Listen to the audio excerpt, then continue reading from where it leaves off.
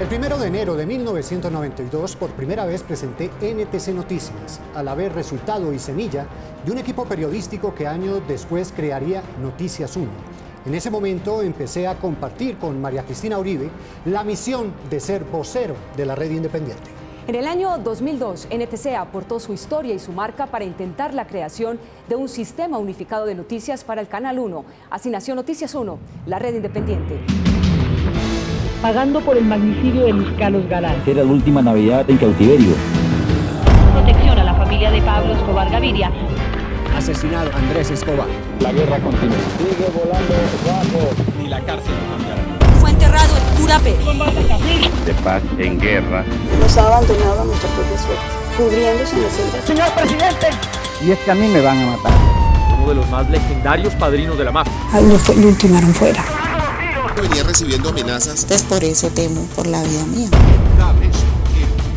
Una llamada a Matajal cuando estalló el escándalo de las chuzadas. Corta un reloj de robles. Campesinos verdaderamente despojados. Noticias 1, la red independiente, que hoy presenta por última vez su noticiero en el canal en donde estuvo al aire por 28 años. Pero esta no es una despedida. El equipo que hoy hace Noticias 1 está iniciando una nueva etapa de periodismo, independencia y crecimiento. Y todo gracias a ustedes. A ustedes, que permiten que este sueño sobreviva, va dedicado este especial sobre una historia periodística que seguirá creciendo y que ha revelado grandes noticias. Es difícil escoger una data para empezar, pero todos los que hemos trabajado aquí llegamos a la conclusión de que en casi 3 décadas de esta historia, la que tal vez mejor define lo que ha sido y será Noticias 1 es la siguiente. Sí, 24 años después del criminal asalto del M-19 al Palacio de Justicia y de la irracional retoma militar del edificio, descubrimos la prueba reina de que un magistrado salió vivo, fue asesinado y sus restos plantados en los escombros de la edificación. Un video inédito muestra al magistrado auxiliar del Consejo de Estado, Carlos Horacio Urán, saliendo vivo del Palacio de Justicia. Urán, con saco formal pero curiosamente sin camisa, salta en una pierna y es recibido por un militar de uniforme camuflado y otro de caqui. Mientras se escuchan aún disparos dentro del palacio. La imagen no tendría nada de particular si no fuera porque el cuerpo del magistrado Urán fue encontrado con una bala en la cabeza en las ruinas del edificio, un día después de la sangrienta toma. Los exámenes forenses aseguran que Carlos Urán murió por un proyectil de 9 milímetros, disparado contra su cabeza a contacto. Es decir, el magistrado no murió por una bala perdida de fusil en medio del combate entre el ejército y la guerrilla, sino por un tiro de pistola en la sien, hecho a quemarropa. La propia viuda del magistrado Urán ante la fiscalía identificó a su esposo en el corto video inédito y deteriorado por los años. Ana María Videgaín estaba en la Universidad de los Andes. La llamada que recibió ese miércoles 6 de noviembre de 1985 inició una pesadilla que 22 años después no termina. Bueno, lo último que me dijo fue: adiós, te quiero mucho. En las imágenes de un noticiero, en el segundo día de la toma, Ana María creyó haber visto a su esposo saliendo vivo del palacio, pero sus esperanzas terminaron al otro día. Encontró una amiga al día siguiente, ella había ido el 7 a medicina legal, pero solamente se encontró el día 8. Carlos Horacio tenía un disparo en el pecho, en el lugar donde solía cargar la billetera. Ahora entiendo el balazo en este lado acá en el corazón, que sería el lugar donde él normalmente ponía su billetera.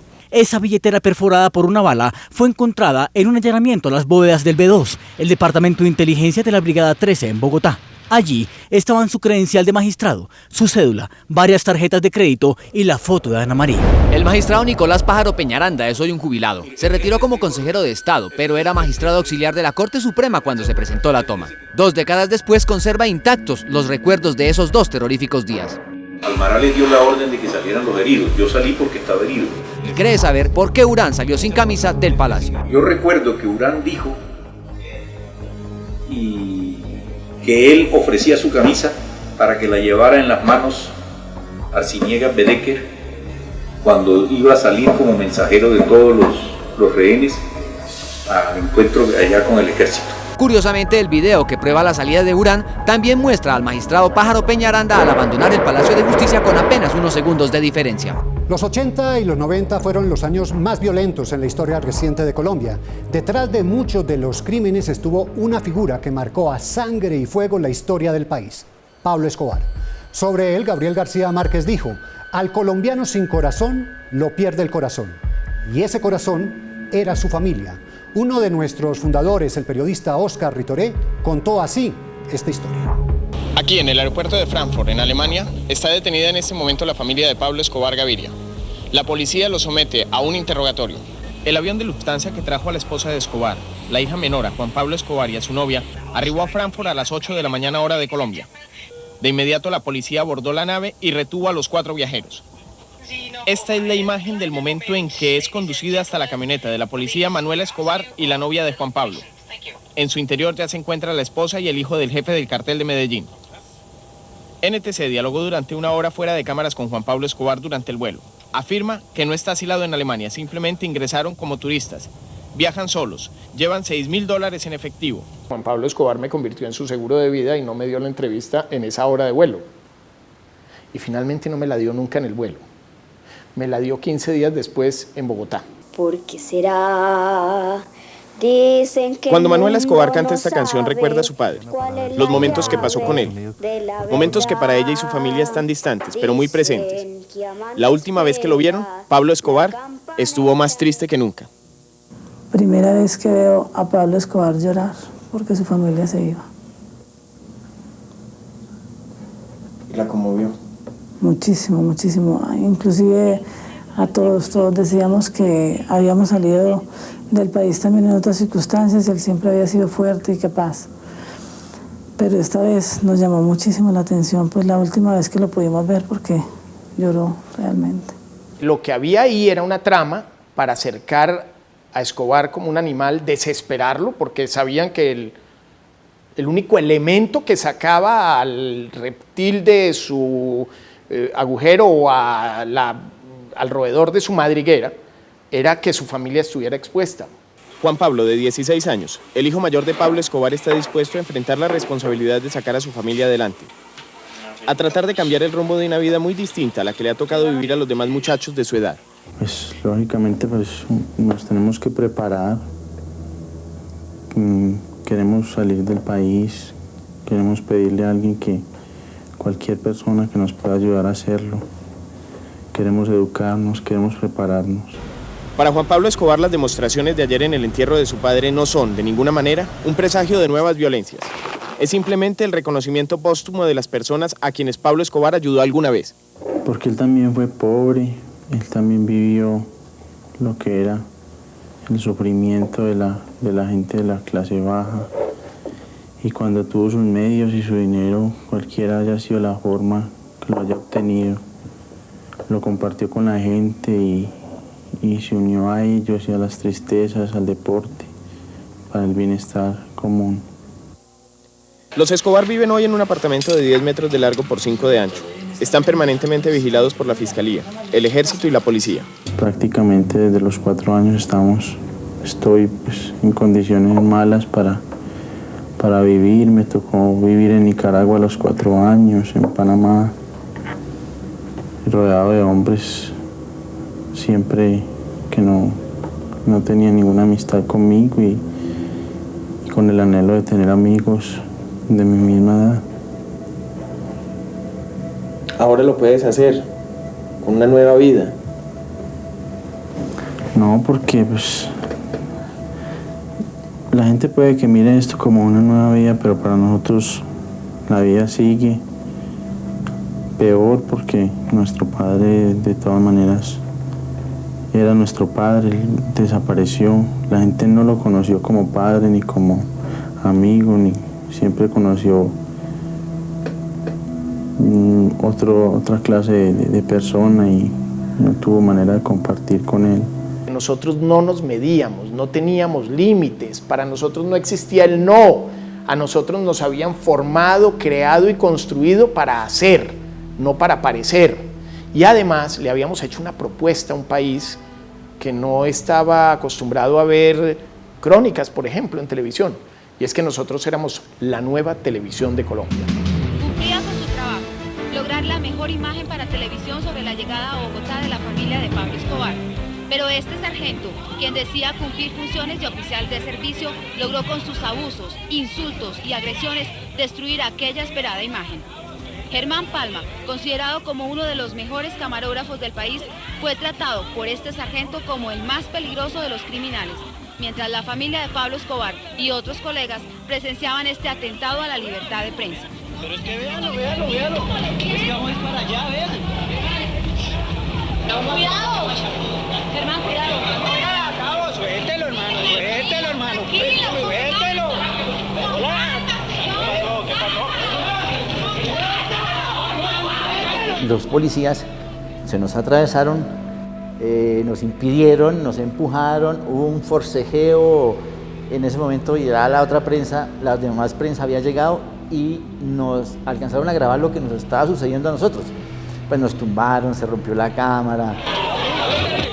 NTC elevará queja a la Procuraduría General de la Nación y a la Dirección General de la Policía, ya que el suboficial incurrió en los delitos de lesiones personales, destrucción de bien ajeno y obstrucción a la prensa. La impronta de este proyecto periodístico ha sido la investigación. No nos hemos conformado con la verdad oficial. Patricia Uribe, nuestra más veterana reportera, buscó con tesón y le dio voz a un hombre acusado de uno de los peores magnicidios en la historia de Colombia, el de Luis Carlos Galán. A partir de esta nota, empezó a demostrar su inocencia. Había dejado de sentir los villancicos como cosa propia, después de pasar la primera Navidad en la cárcel. Alberto Jubis Hasbún se envejeció detrás de las rejas, pagando por el magnicidio de Luis Carlos Galán. 4 años después, la justicia reconoció su inocencia. Por eso, aunque pasó esta Nochebuena en la cárcel, sabe que será la última. Era un falso positivo, a él lo capturan, yo empiezo a trabajar la entrevista, a mirar cómo lo puedo entrevistar. Y el día que yo llego a la picota, yo me acuerdo, él salía ahí sale ahí hacia las rejas, y él me dice, mire, periodista, yo soy inocente. Siento alegría porque pienso que va a ser la última Navidad que voy a pasar en cautiverio. Se acabó este Vía Crucis. Y 1 o 2 días más no importa, es nada comparado con lo que hemos sufrido y hemos soportado en nombre de Dios. Las 4 Navidades que pasó en cautiverio no lograron quitarle sus afectos. De una u otra manera preservó la noción de familia, en medio de la adversidad y la distancia. Para darse fuerza, mientras oía estallar la pólvora detrás de los muros, volvía a vivir las más remotas historias de su infancia. Recordaba, por ejemplo, que sus padres nacieron en la misma tierra del niño Jesús. Mis padres, casualmente, nacieron en Belén, Palestina, el pueblito donde nació el niño Jesús. Y tenemos muy arraigados nuestros conceptos y nuestros principios de cristiandad. Tal vez para Año Nuevo logre reunirse con los suyos, con Dolly, su esposa, que sufrió junto a él lo que Alberto llama este accidente de la justicia, con su madre palestina, que aún no sabe que él ha estado 4 años encerrado, con el mismo que volverá a nacer cuando pueda definitivamente sentir como pasado esta pesadilla, que le robó 4 Navidades. Crónica e investigación, Félix, han sido 2 pilares de este proyecto. Sin duda. Y como decíamos hace un rato, mirar más allá de la historia oficial, por ejemplo, en donde el reporte del ejército aseguraba que se trataba de un combate con la guerrilla, lo que realmente ocurrió fue el enfrentamiento de 500 hombres de las Fuerzas Armadas contra el bobo del pueblo. Una crónica increíble. Y en otra historia mostramos la facilidad con que entraba dinamita a Colombia en la peor época del narcotráfico. Este es Noticias 1, la red independiente.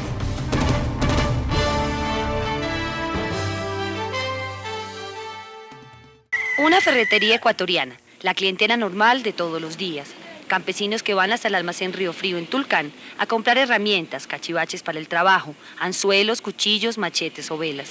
Sin embargo, detrás de la inocente y bucólica apariencia de este comercio, se esconde un negocio tan peligroso como próspero.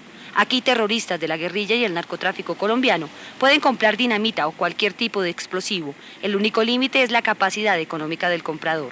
En estos pueblos del Ecuador, comprar explosivos para fabricar carros bombas o volar oleoductos es un juego de niños. Hasta aquí llegó NTC para mostrarles a ustedes una situación pública y evidente en donde los únicos ciegos son los miembros de los organismos de seguridad ecuatorianos. Es que necesito una dinamita poquita. La tengo en kit. ¿Cuántos le ponen? Pues poquito de la chiquita, yo necesito traer como unos 10 de la de 60 de la chiquita. 10 taquitos. El vendedor es el hijo de Julio Riofrío, un anciano que ya no se molesta en atender el negocio personalmente.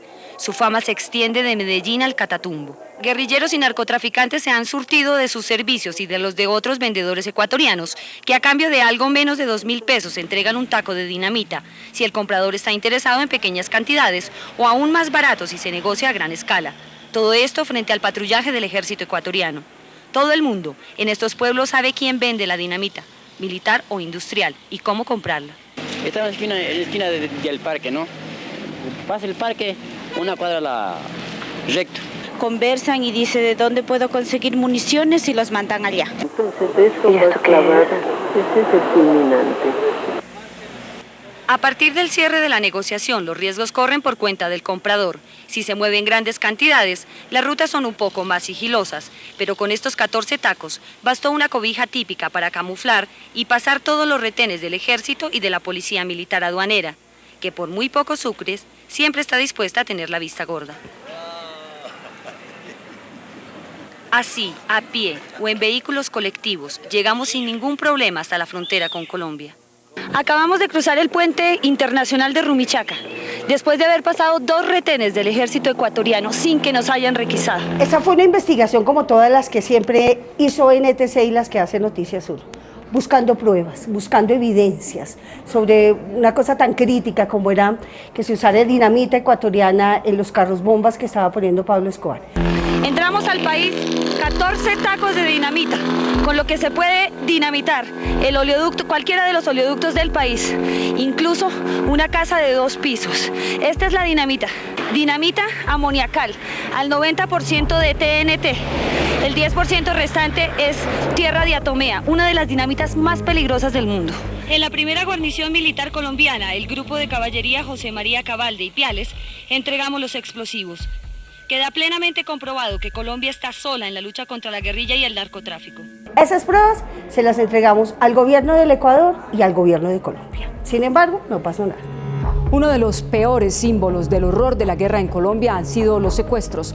Uno de nuestros periodistas, Guillermo Rico, tuvo al frente de él a 3 militares que recibieron de su boca la feliz noticia de su liberación.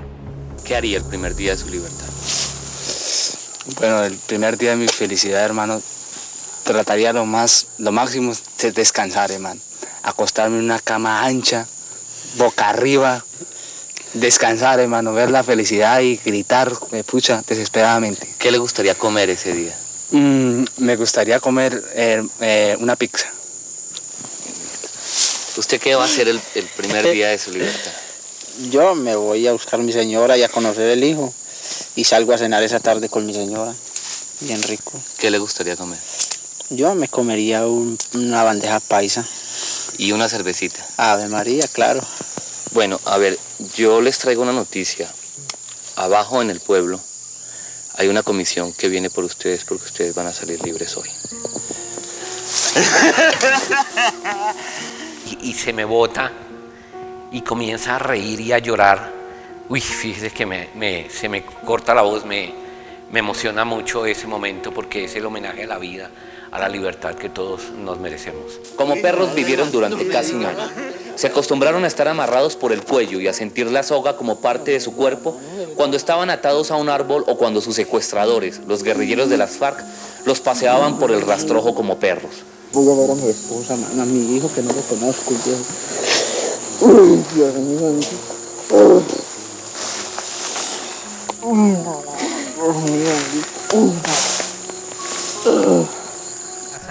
Y comienza a reírse y a llorar y a decir: voy a conocer a mi hija, por Dios, voy a conocer a mi hija. Los secuestrados, después de un largo viaje, un viaje que por momentos parecía no tener fin, terminaron esta travesía entre los suyos.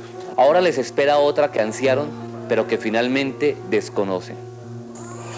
No sé, porque uno puede pensar una cosa aquí y otra cosa puede ser allá, ¿no? Pero sería una felicidad muy grande. La primera obligación del periodismo es el escepticismo. No podemos creer en historias oficiales. El ejército aseguró que en la carretera entre Bogotá y Villavicencio se había ejecutado una operación de las fuerzas especiales para frenar el ingreso de un bloque de la guerrilla. Pero la historia era otra. Álvaro García descubrió que las unidades élite habían iniciado fuego sin ningún motivo contra un civil que era conocido en Guayabetal como el inofensivo y querido Bobo del Pueblo. No, hombre, eso es un campesino. Es un civil, sino que me ¿qué le está disparando a ningún campesino? Así al cielo y ahí se queda, pero pone a maricar, anda como loca ahí. Cuentan que solía pasarle con frecuencia. Extraviaba su mente y sus sentidos mientras caminaba feliz y sin rumbo fijo. Everardo Hernández era el loquito de la vereda y en ese preciso momento no se percataba de que las fuerzas especiales del ejército lo habían tomado como blanco, creyendo que era guerrillero. A ese blanco, el blanco que a ella, que decía que era un guerrillero. Entonces todos los soldados le dieron plomo. Pa, pa, pa, pa. Tantas armas y tanta fuerza y tanta violencia utilizada para matar al Bobo del Pueblo. Finalmente, un certero disparo de fusil atravesó su cuerpo. No entendía por qué sus piernas flaqueaban y por qué la vida se le escapaba por un hueco en el pecho. Y cuando lo iban a rematar, Carlos Chamorro, un periodista, lo rescató. ¡Estése acostado, vale! Siéntese. Los comandantes encomendaron a un soldado para que los escoltara. Durante el camino, el militar repetía una y otra vez que ese hombre, en el que veía a un guerrillero, a un enemigo, tenía un pacto con extrañas fuerzas que no eran de este mundo. Atrás. No. Délo, Guisamar está rezado. Délo, Guisamar está rezado. Por favor, atrás. Sigan. El militar me dijo que el hombre estaba rezado, que tuviera cuidado, la vaina que no botaba bastante sangre. Que los guerrilleros, que los paramilitares no podían morir porque se pintaban las uñas y está como rezado porque con todos los tiros que le pegaron en el pecho, en el brazo, el hombre no caía.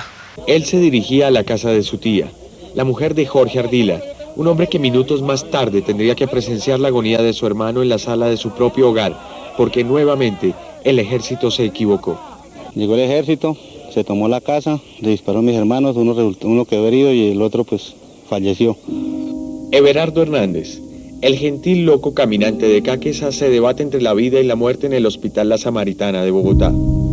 Atrás quedaron solo las huellas de la batalla que libraron 500 hombres contra el Bobo del Pueblo. Pocas figuras tan controvertidas como Diomedes Díaz, sin duda uno de los hombres más talentosos en la historia del vallenato y al mismo tiempo protagonista de una vida personal marcada por los excesos y por un homicidio que lo llevó a la cárcel. Dice que pasa las 24 horas pensando, componiendo canciones que no escribe sino que simplemente memoriza. Se siente muy solo, aunque todos los días 1000 personas piden que se tramite un permiso para visitarlo. Cada día de su cautiverio le ha puesto 3 docenas de flores a la Virgen del Carmen y solo tiene un deseo para el año que hoy comienza. Salir de aquí. Virgen del Carmen, ayúdame nomás, ayúdame. Lo demás lo resuelvo yo. Diomedes Díaz sostiene que ha llorado con frecuencia en los 91 días que lleva preso. Llora, según él, por su propia suerte y por el fatal destino de Doris Adriana Niño. Yo era muy amigo de la niña, Dios la tenga en la gloria, y ella tampoco merecía haber muerto así. De que me hayan involucrado a mí, no tanto lo he sufrido porque yo tengo mi conciencia limpia. Según él, no tuvo nunca una relación formal ni permanente con Doris Adriana. La conocí en las fiestas, ¿sí? Mi relación con ella no era relación oficial, ¿sí? Pues una oportunidad porque como tantas, no es que me busquen, no, porque uno también es pícaro, en el sentido cariñoso y esas cosas, ¿sí? Obtener esta exclusiva de Diomedes el 1 de enero realmente era un reto importante porque teníamos que salir con un gran noticiero porque estábamos estrenando licitación. El delito de homicidio agravado del que la Fiscalía sindica al ídolo vallenato y que lo tiene recluido aquí en la escuela del IMPEC en Funza se basa en una hipótesis según la cual Doris Adriana Niño fue obligada a consumir cocaína hasta la sobredosis. ¿Usted alguna vez le ha dado droga a alguien? Jamás. Jamás. Que Dios me castigue si lo he hecho, hombre. Además, en ese caso, cada cual es dueño de sus actos. A NTC, Diomedes Díaz le dijo que Doris Adriana sí consumió droga esa noche, pero por su propia voluntad. ¿Ella misma? ¿Tú la viste? Ella misma. Sí. Sí, ella misma lo hizo. Yo no podía, yo estaba delante de mí. ¿Sí? Bueno, que si me he descuidado en decirle, por ejemplo, que no lo hiciera, ¿por qué? Porque son cosas de ella. Sí, pero ven acá, yo estaba en mi grabación. Yo me pongo así, me inflama, yo sufro de rinitis. ¿Sí? En todo caso, pues Dios bendiga a esta niña, la tenga en la gloria, pero tampoco porque esté muerta tengo que ahora meditarle y sí, no, tampoco. Uno de los retos de los noticieros de la época era ser el más grande y, si se quiere, el más ostentoso cubrimiento del Reinado Nacional de Belleza. Nosotros queríamos hacer algo diferente. En clave de humor y también de divertida sátira sobre el evento precisamente que queríamos cubrir de manera diferente. Y para eso, nadie mejor que Jaime Garzón, fugaz e inolvidable reportero de este equipo. Fue en esa Cartagena lejana y elitista de canutillos y lentejuelas, en la que el concurso nacional de belleza era casi una institución, que NTC Noticias sorprendió a Colombia al incluir dentro del equipo que cubría el certamen a Jaime Garzón.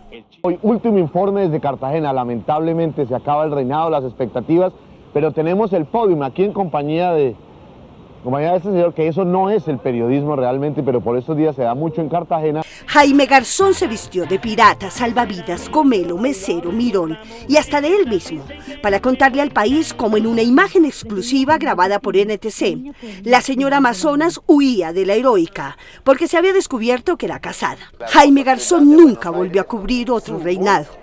¿Pasó los límites de la tolerancia?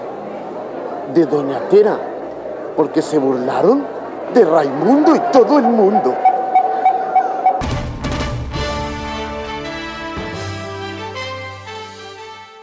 A ver, Tata, vamos con una pregunta, una curiosidad. ¿Cuántas veces entrevistaste a Chávez?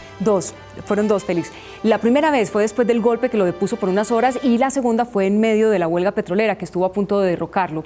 Esa segunda entrevista, especialmente dura, fue el eje de un especial de Noticias 1 que llamamos Los pecados de Chávez. No tengo nada que temer, María Cristina, porque estoy muy claro en lo que estoy haciendo. El día que salga de aquí, cuando Dios lo quiera y el pueblo lo quiera, yo voy a salir más pobre de lo que entré. ¿Bajo qué condiciones consideraría usted su renuncia, presidente? Bajo ninguna, absolutamente.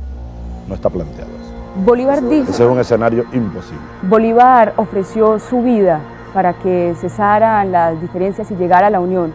¿Usted estaría dispuesto a ofrecer su renuncia? Ya te dije que no. La traición a Bolívar de las oligarquías nuestras es la misma lucha. Yo estoy enfrentando junto a mi pueblo a las oligarquías traidoras antibolivarianas. Profesionalmente, súper emocionante, de fondo, pero el resultado también fue una posición frente a la democracia y frente a lo que en ese momento era la perspectiva del gobierno Chávez.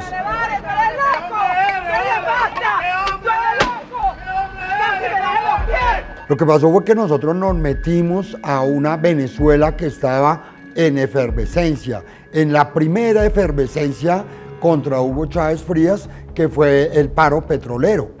El Fondo de Inversión para la Estabilización Macroeconómica partió de una idea sencilla: ahorrar dinero cuando el precio del petróleo estuviera alto para inyectárselo a la economía en las épocas de vacas flacas. El gobierno Chávez había informado al Congreso sobre los aportes teóricamente efectuados al FIEM, pero cuando le pidieron transferir dinero a las regiones, echaron de menos una considerable suma. Esos recursos salieron del Banco Central, entraron a Tesorería y nunca llegaron al fondo. El presidente Chávez afirmó que esos dineros se habían utilizado en el pago de sueldos y primas de Navidad. Eso no lo creemos. Yo quiero insistir en que sencillamente estos gastos se los robaron. Lo peor de todo es que la cifra de 2.3 billones podría quedarse corta. La gente pregunta dónde están esos 4 billones de dólares. ¿Dónde están? Tú estás hablando de algo también de lo que se me acusa desde la oposición, de haber desaparecido no sé cuánto dinero de ese fondo. Cada acto de nosotros es un acto de independencia. Lo que siempre buscamos es mostrar la información sin sesgos políticos. Tata, todos recordamos muy bien cómo Ingrid Betancourt se convirtió en el símbolo mundial de la crueldad de las FARC con sus secuestros. Una imagen le dio la vuelta al mundo. Ingrid Betancourt, deteriorada físicamente, pero ostentando una enorme dignidad, reclamó justicia y libertad. Sí, Félix, y su historia marcó el principio del fin de las FARC, desde el desprestigio del grupo guerrillero hasta la firma del proceso de paz, pasando por el rescate de Ingrid y otros 14 secuestrados en la Operación Jaque. El video tiene un solo plano que muestra a Ingrid Betancourt al lado de Clara Rojas, su candidata a la vicepresidencia. Las dos visten una especie de overol negro de mangas largas. Los sonidos de grillos y animales silvestres son perceptibles durante toda la grabación. En algunos momentos se puede oír a lo lejos el ruido de una planta eléctrica. 5 meses después me llaman y me dicen, le tenemos las pruebas de supervivencia. Eran las primeras pruebas de supervivencia de Ingrid. Ingrid es la única que habla. Su compañera de fórmula, Clara Rojas, que luce muy delgada, no pronuncia una sola palabra durante la grabación. Llevo 82 días en una tremenda soledad. En esta parte de la declaración, Ingrid indica con precisión la fecha en que se realizó, el miércoles 15 de mayo, 82 días después del secuestro de las dirigentes y 10 días antes de las elecciones presidenciales. Precisamente esa persona que me entregó las pruebas fue asesinada días después, un mes tal vez. La candidata asegura que graba el mensaje libremente. Estas declaraciones que quiero hacer hoy para ustedes las hago sin presión. Nunca me he dejado presionar, no voy a comenzar ahora a pesar de estar privada de la libertad, pero sí quiero decirles que no tengo la capacidad de garantizarles que este mensaje no se vaya a editar. Evidentemente el video, recibido hace unas horas por Noticias 1, tiene por lo menos 4 cortes de edición. Ingrid lo presenta como un mensaje para el Procurador General Edgardo Maya, a quien le pide que investigue las circunstancias de su secuestro. Para solicitar que se abra una investigación sobre los sucesos, las circunstancias, los hechos que rodearon nuestro secuestro, de manera a que esto no se vuelva a repetir. En la atroz guerra que ha vivido Colombia con las guerrillas, uno de los capítulos más absurdos fue el que se vivió con la desmovilización de un falso frente de las FARC. Mientras la mayoría se conformó con la versión oficial, Noticias 1 empezó a averiguar y resulta que muchos de los supuestos guerrilleros desmovilizados eran indigentes y desempleados reclutados para la charada. Esta cosa, doctor, por ejemplo, aquí tenemos a ella camarada, ella es enfermera. En las imágenes se escuchó cómo el exguerrillero Olivo Saldaña intentó convencer al coronel Hugo Castellanos, enlace entre el ejército y el alto comisionado, de que identificaba como guerrilleros a personas que ni él conocía. Acá hay una gente especializada en algunas áreas, por ejemplo, tenemos enfermeros, ¿qué más hay? Bueno, explosivistas no necesitan amigos ya. Olivo Saldaña perdió los beneficios de los que gozaba como gestor de paz por la presunta falsa desmovilización del bloque Casica Gaitana. Ay, qué muy lindo ahí, hermoso. La grabación serviría a los investigadores para demostrar que de los 66 miembros de esa agrupación, 41 aparentemente eran desempleados e indigentes. Camarada. Algunos de los supuestos subversivos, aparentemente alucinados y con la cabeza llena de hierba, ni siquiera se acordaban del apodo que les asignaron. Camarada Chucho aquí, guacho, y me encuentro muy contento con el camarada porque vamos a decirle no a la guerra. El mismo hombre, pero más aterrizado, hizo creer que no llevaba mucho tiempo en el monte. Busquemos otro porvenir fuera de esta área del monte, tanta maleza, tanta selva. Nos estamos preparando para entrar a una civilización más avanzada. El exguerrillero José Alfredo Pacheco, principal testigo de la fiscalía en este caso, dijo que algunos indigentes fueron entrenados para que parecieran de las FARC. Ellos hicieron su mejor esfuerzo.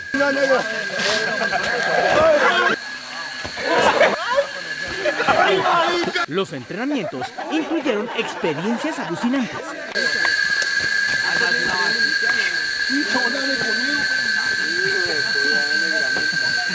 Noticias 1 conoció que cuando los comandantes del bloque Casica Gaitana tuvieron que recibir a los otros supuestos guerrilleros que también se iban a desmovilizar, notaron conductas tan desordenadas en ellos que decidieron entrenarlos con palos en vez de armas para evitar accidentes.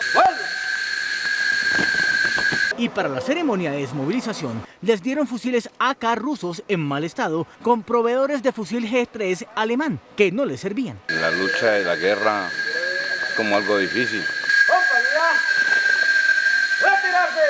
Por supuesta falsa desmovilización, la Fiscalía General de la Nación llamó a interrogatorio al coronel del Ejército Jaime Joaquín Ariza, excomandante de la Regional de Inteligencia Militar número 5. La Fiscalía también tratará de establecer si el exalto comisionado para la paz, Luis Carlos Restrepo, estableció un acuerdo para este supuesto montaje.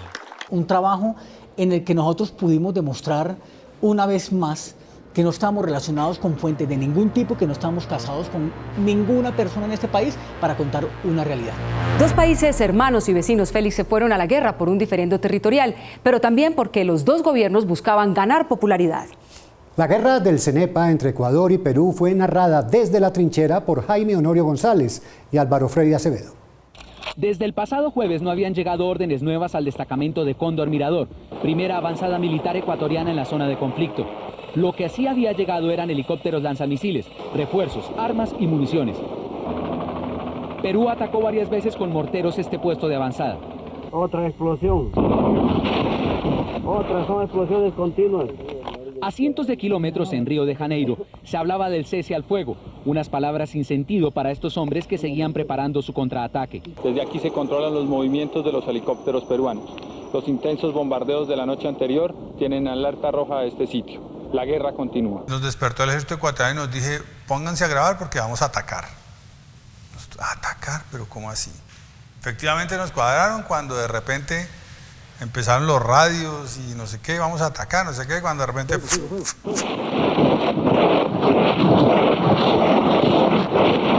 35 misiles tierra a tierra fueron disparados contra las invisibles posiciones peruanas en la frontera. Sí, por el mismo sector están cayendo las explosiones. 20 minutos después, otra descarga de misiles cruzó la frontera. Bien, bien.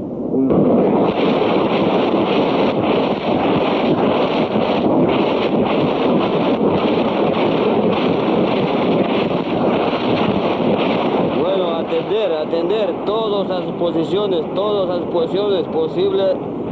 Fuego de respuesta. El contraataque no tuvo lugar mientras NTC estuvo en el área. Sin embargo, el coronel Eugenio Vitelli, comandante de la Brigada 17 de Selva, dice que es una vieja táctica peruana incrementar los ataques mientras se adelantan negociaciones de paz. Y hoy estuvimos preparados, porque ya conocemos de la actitud traicionera por parte del Perú. Mientras en Río de Janeiro se habla de paz, aquí en la frontera peruano-ecuatoriana la guerra continúa. Freddy Acevedo y Jaime Honorio González, enviados especiales de NTC a la zona de conflicto entre Ecuador y Perú.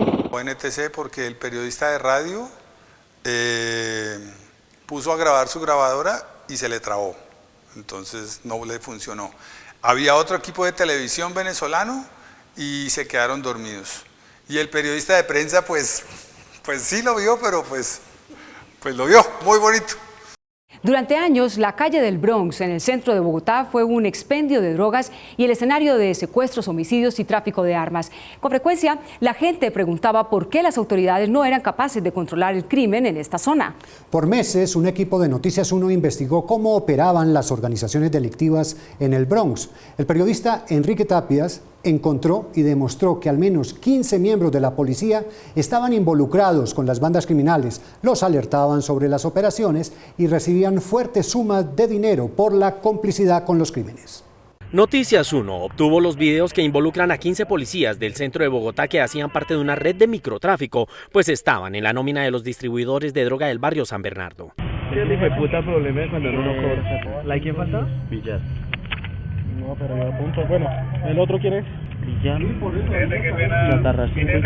Oficiales de la policía tenían nexo directo con los ganchos del Bronx y cómo manejaban el tráfico y cómo ellos le informaban a estos traficantes con anticipación cuando se iba a hacer un operativo para que alcanzaran a sacar armas, droga y dinero de los sitios donde iba a llegar la policía. Se refieren al dinero que debían entregar los distribuidores de droga de la zona. Estos tenían un control diario que llevaban en esta libreta. Chatarra, billar y creepy. Según la investigación de la Fiscalía, los policías jugaban a los dados para saber quién recogía la plata en las líneas de droga. Ustedes tres con mi cabo, échelos. Echen los dados.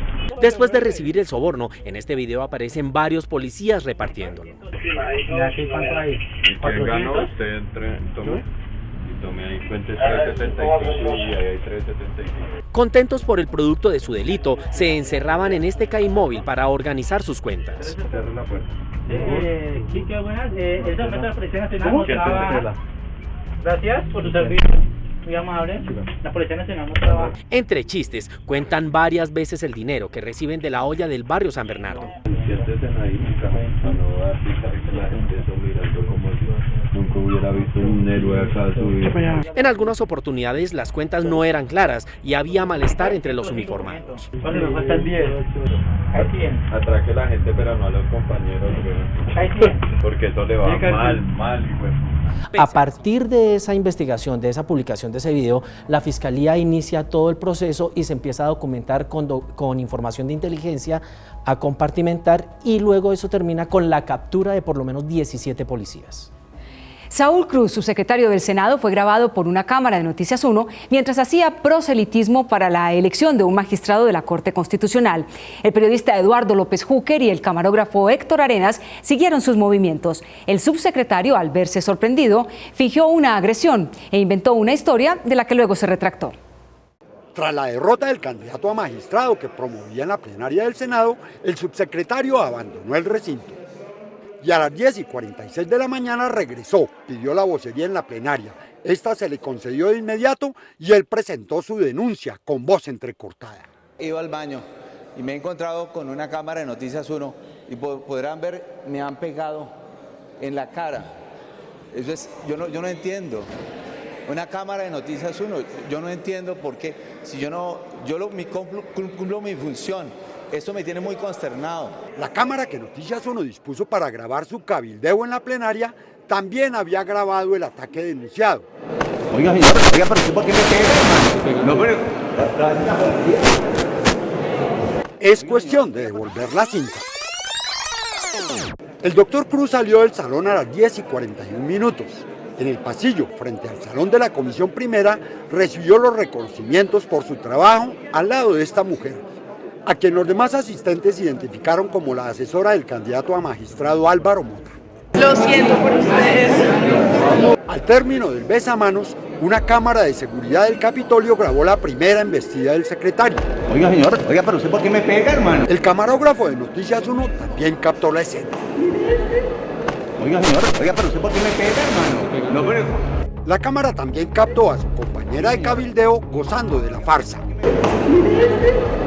El funcionario llamó a la policía con la cámara y el patrullero obedeció de inmediato las órdenes del civil.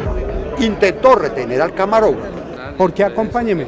Y mientras el patrullero también intentaba retener al reportero, el subsecretario volvió a embestir la cámara. Oiga, pero señor. Héctor, venga. ¿Cómo me van a pegar?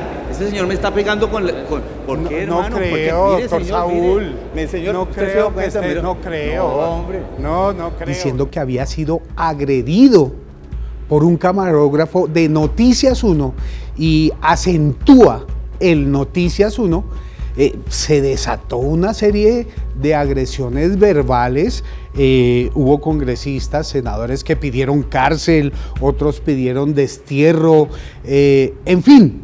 Su consternación, tan fingida como los golpes, fue compartida por el Senado en pleno, que resolvió abrir sesión para que todo el que quisiera destilara su odio contra Noticias 1 y el periodismo independiente. Aquí debe haber una sanción ejemplar, presidente. Esto es muy grave, presidente. Esto es muy grave. Manifestaré la inconformidad con la directora de Noticias 1 y le enviaré una nota de protesta. Ojalá haya sanciones ejemplares porque la prensa no puede dar ese ejemplo. Es que estaban jugando con la imagen del periodista, del equipo periodístico y con una institución como Noticias 1. Por eso había que demostrar que todo lo que se había señalado era falso. Por eso se hizo. Jairo Varela, el creador del grupo Nietzsche, era un talentoso músico que fue acusado de enriquecimiento ilícito. Mientras estaba en la cárcel, decidió hablar con nosotros sobre sus tristezas, sus sueños y su inspiración. Haciendo gala de un talento único, escribió una canción durante la entrevista. París, la ciudad luz, Nueva York, capital del mundo, del cielo Cali, la sucursal. Cali sigue rumbeando. Embebidos con la música, los rumberos de la ciudad ya ni se acuerdan que el autor de estas notas lleva 6 meses aquí, en la prisión de Villahermosa. Buenas. Jairo, ¿cómo está? ¿Qué más? ¿Qué han hecho? ¿Cómo le ha ido? Bueno. Los días amargos de Jairo Varela le volvieron a llegar ahora que tiene 46 años, después de haber sido niño pobre del Chocó y músico consagrado de su querida Cali. En el cielo ya no quedan nubes, el horizonte está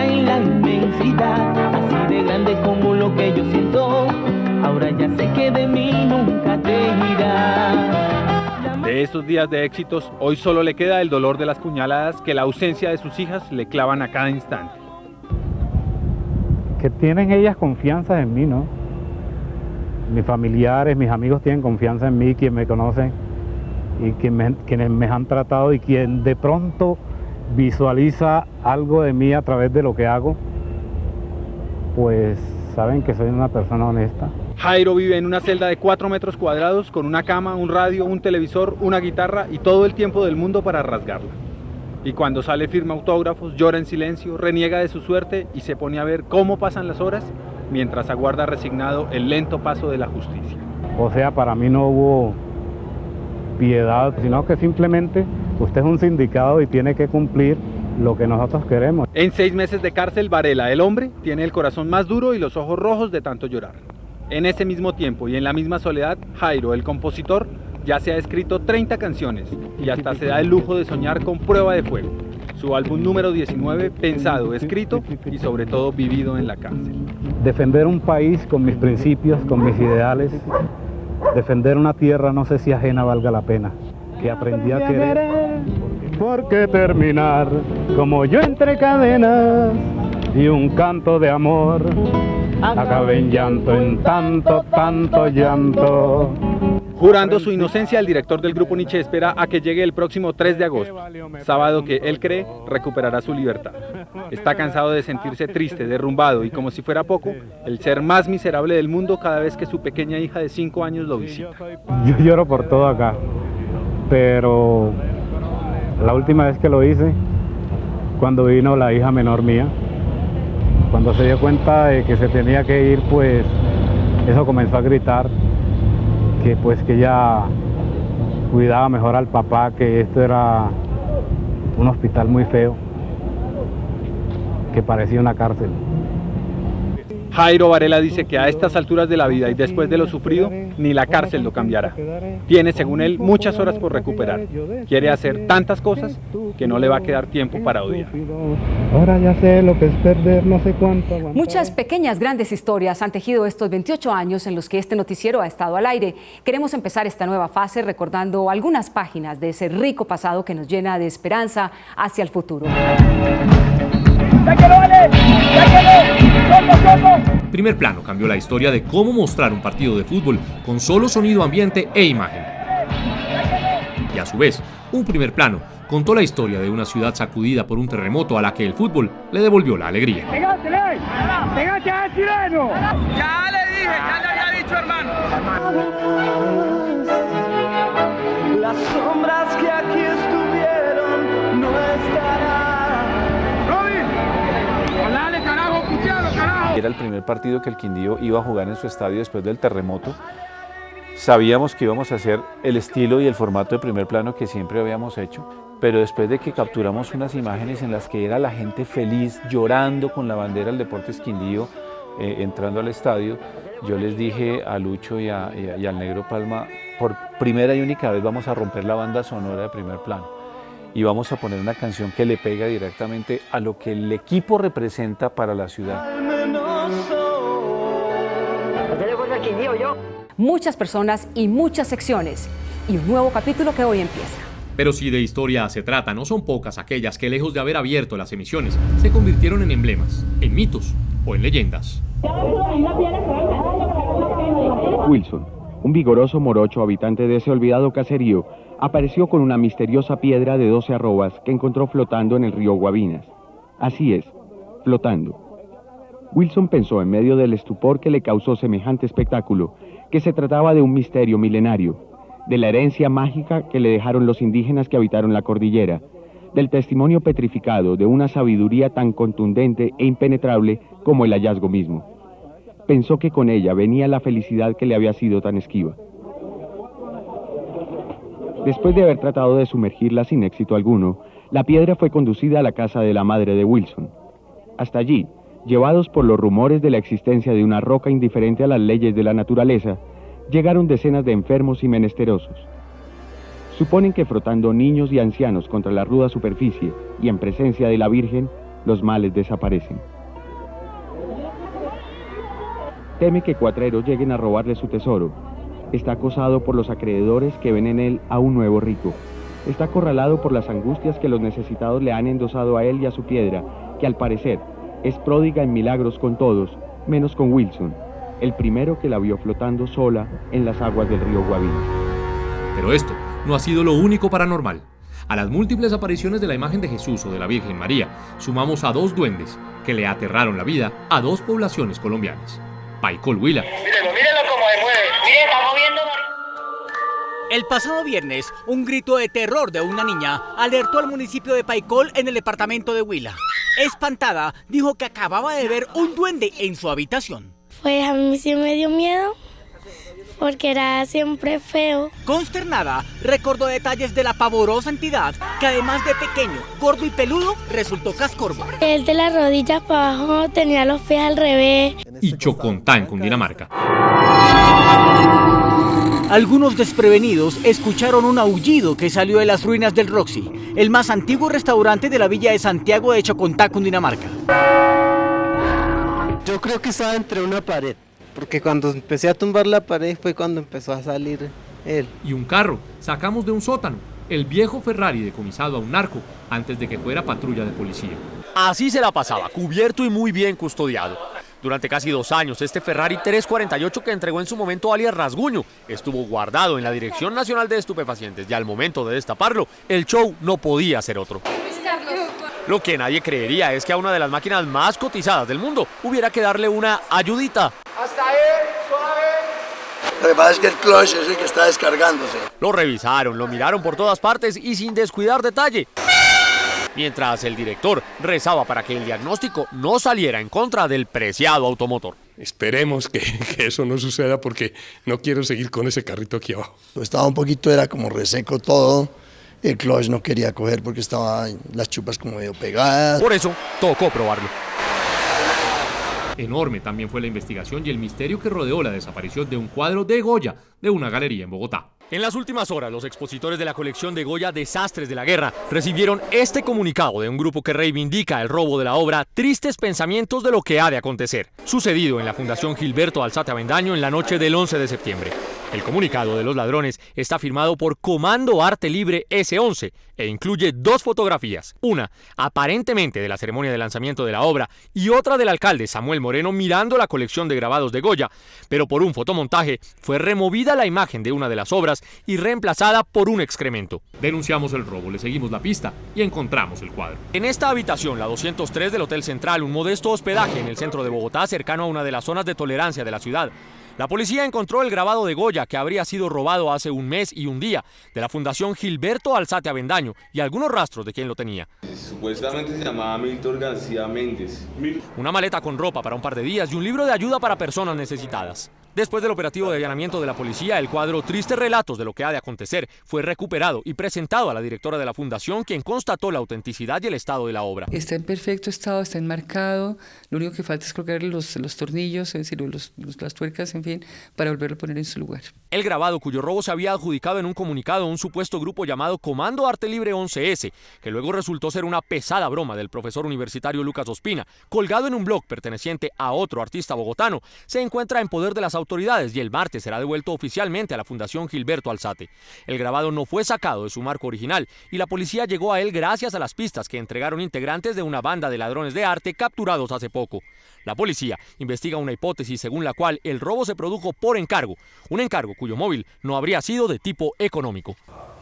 Recuerden que de ahora en adelante estaremos en Cable Noticias y en noticias1.com y en todas las plataformas digitales. Noticias 1 sigue vivo, muy vivo, gracias a la solidaridad de miles de personas, gracias sobre todo a que ustedes nos ven.